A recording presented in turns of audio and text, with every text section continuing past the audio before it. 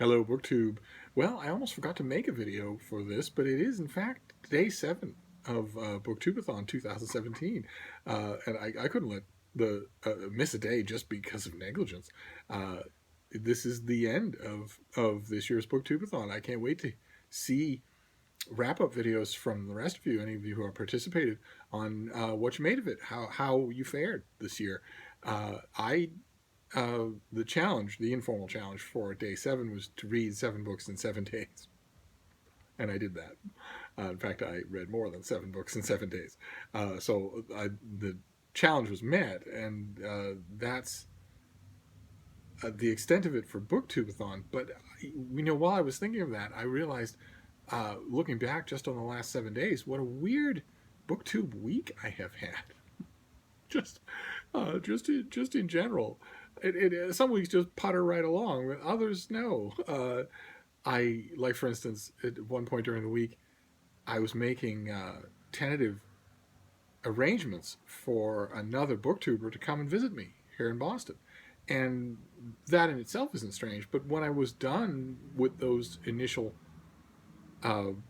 preparations, I realized that the little complex of anticipation and emotions that had fired up inside me while that process was happening was indistinguishable from what it would be to make those same arrangements for a friend. Which made me realize that the booktuber in question and a bunch of other booktubers were entirely right when they say that that when this is done right, BookTube is done right, it's not actually just viewership. It really does become friendship. The reason that complex of anticipation and emotions felt the same as making plans with a friend is because that's what I was doing. And it's kind of weird to feel that, even though, theoretically I have always agreed with it. And also in the last week, my channel attracted a genuine internet troll. Not someone who comes here, because they like my company and occasionally disagrees with me. You have all done that. I'm pretty sure that you've already gotten the strong impression that I rather enjoy that. Not that. I don't mean that. I mean someone who comes here only to hate and insult me, and who, there's very much a feel that they don't have any control over what they're doing. And that was a strange experience, something that I didn't even experience with my hashtagged video from over a year ago. But even there, the comments field, it's still going on. It's a civilization of its own. There are 50 million comments there.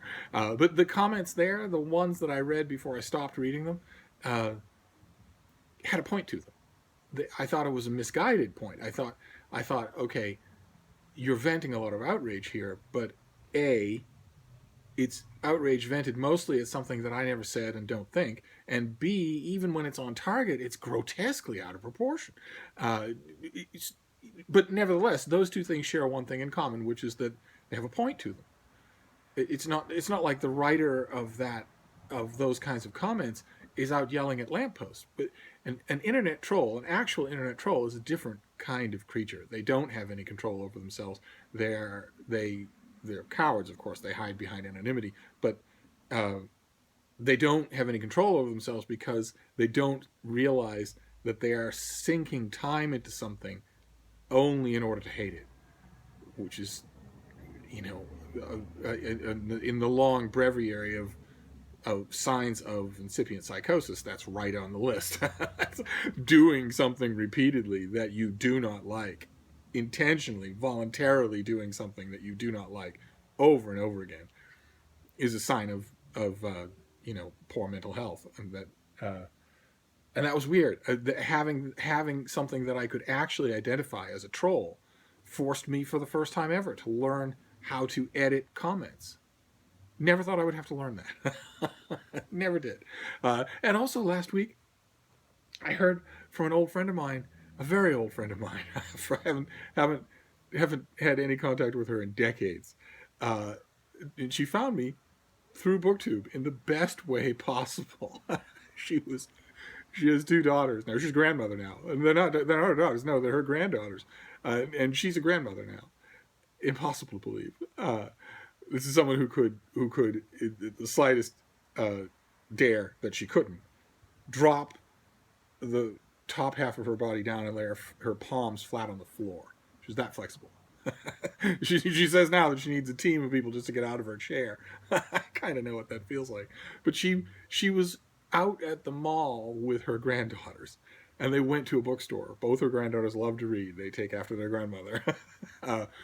And she was walking with them around the new release tables, but she was kind of sort of paying attention to her phone. She was just keeping one eye on them. They're good girls. They don't need strict supervision. And every once in a while, she kept hearing them say, "Oh, Steve didn't like this. Oh, Steve liked this. Do you know what Steve thought about this?" She's in the patience of a saint, but eventually she reached the point where she simply stopped them and said, "All right, I give. Who is this Steve person that you keep quoting?" And they seemed a little surprised, and they said, "Well, we watch BookTube," and she knew that. She just assumed what most people assume. She assumed, BookTube is all YA. It's all YA people. That's why we're in the YA section. And she didn't know there were any men on BookTube, for instance. And they told her that there's this guy on BookTube that we watch, and he reads a lot, and he's really funny to listen to about books because if he doesn't like something, he rips it to shreds. I think these two are budding book critics. That's what they liked. But when she heard them describe this guy on BookTube as old, she started to get a little alarmed. She thought, "What on earth is this? What? I didn't think this was what BookTube was at all." And naturally, the first thing she did was ask if she could see one of the videos. And they called up a video, and she saw me on camera pontificating about books, using the exact same jokes and the exact same facial expressions, and probably wearing the exact same clothes as when she last saw me do it in the flesh. And she found a video where I appended my email and got in touch with me, and that was incredible. Just incredible that she heard about me from her granddaughters who've never met me and had no idea that she knew me. And that was all that was in BookTube world during the week of BookTube-a-Thon, and also the usual stuff. And I shouldn't be casual about it. I say it's the usual stuff, but it is such a wonderful thing in my life. All of the emails that we share with each other now, all of the contact, the fun of mailing out stacks of books to people who are going to be happy to get them in the mail. That's wonderful. And I do that every week now, and I don't know. BookTube-a-Thon is a book event. It's a BookTube event, and it's over now, and it has nothing to do with me, of course. But since I sort of parked the day's challenge, I thought I would bend your ear with some BookTube stories, and also finish them off with a point that I always come to, which is thank you so much for this. Not just for BookTube-a-Thon, of course, although we should all thank Ariel Bissett. This was a big thing, and it came off wonderfully. But also just for all of these adventures. 2 years ago, none of this was a part of my life. And now, good and bad, it all is, and I'm so grateful for the addition. So I'll stop with the theoretical stuff, and we'll get back to business in the next video. That's it for now. I'll see you soon. Thank you, BookTube.